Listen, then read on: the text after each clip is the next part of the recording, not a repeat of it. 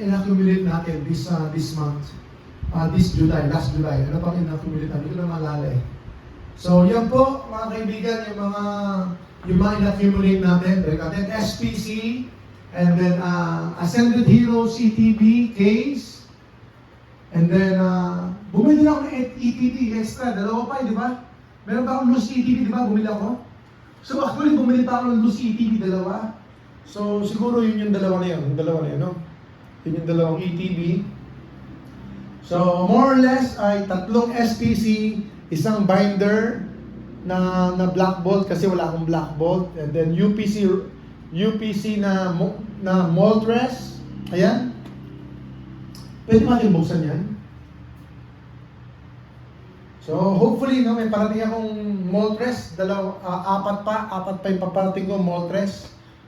Kasi siyempre gusto natin ng ayan. Potential po. Yan ang ating baboy. Ano po? Si UPC na SPC, yan muna ang maging baboy natin. Yan muna ang maging alaga po natin. Kaibigan. Ayan, maraming salamat po sa inyong patuloy na pagtutok dito lang po sa Jessa Trading. Dahil po sa inyo, nandito po kami. At ayan, hindi ko talaga alam kung wala pa rin tayong message kung kailan po ang so waiting pa rin po tayo kung kailan po yung First Partner Series 3. First Partner Series 3 po, mga kaibigan. Ayun, how much daw po yung may ride ng ETD? Sir Chris, kunin nyo na po ito. Ayan, grade po ito. Kung kayo ang gumawa, negotiable po tayo. Ayaw ko ibenta. Pero bahala na. Wala, hindi ako pwedeng ma-attach as a seller. So, ayan. 151 Pokemon Center, yan po talaga ang binibili. And it did me well. Maganda po yung track record dito sa akin. I feel so blessed dito po sa 151 Pokemon Center. And even with celebrations. It's a very good product. It's a very good ROI. It's a very good investment.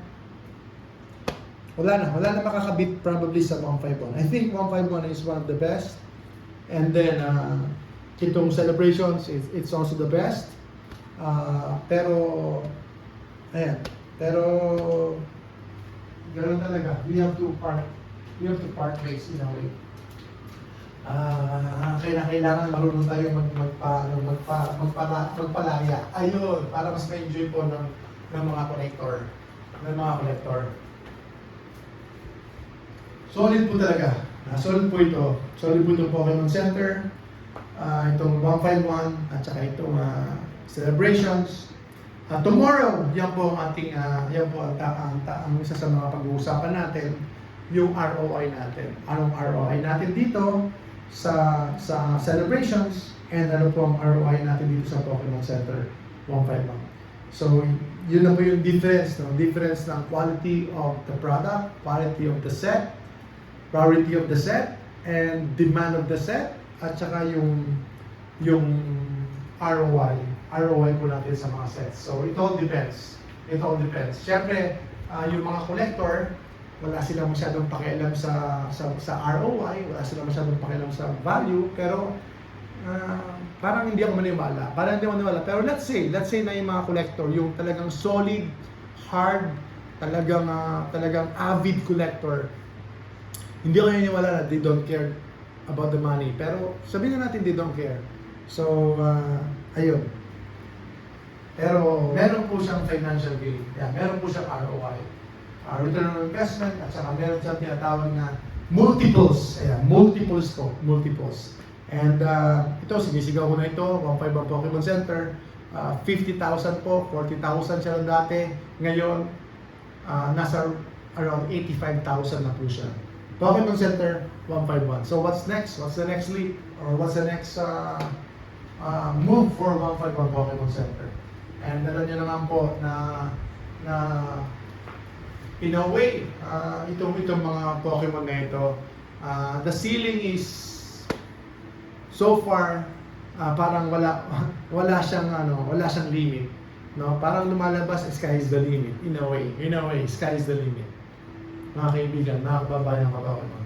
Kasi nga po, yung anong mahal na set, ano mo na ulit?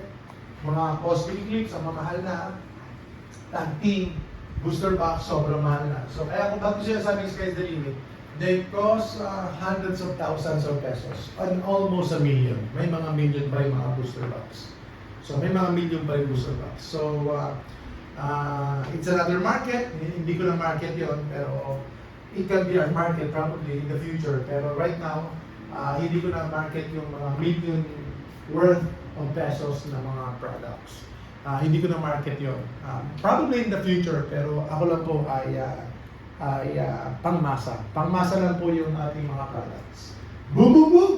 Pangmasa. Ngayon, pangmasa pero hindi naman talaga pangmasa kasi still original po ito. So ang pangmasa siguro yung mga bangketa, yung mga fake, no? Pero ito, in a way, pangmasa pa rin para sa mga entry level collectors, mga kaibigan. Entry level collectors. Ayun, sige.